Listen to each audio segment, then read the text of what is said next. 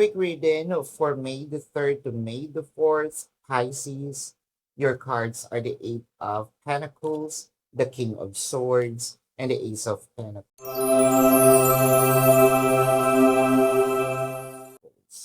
So, meron dito mga gagawin si person. It can be reaching out to you. It can be ipagluluto ka.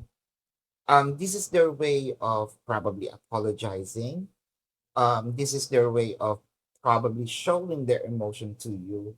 One thing is for sure, itong offer na ito, para magkaroon ng structure, pwedeng kakausapin ka rin. Lalo na doon sa mga no labels, no? Parang either we're going to set boundaries or we are going to remove the boundaries. Na parang, okay, meron na tayong agreement.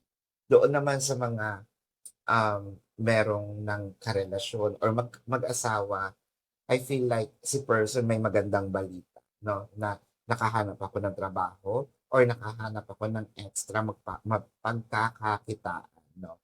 And I feel like masaya siya kaya ititreat ka niya. This is your quick reading for May the 3rd to May the 4th, Pisces. My name is Daphne, but spirit calls me back.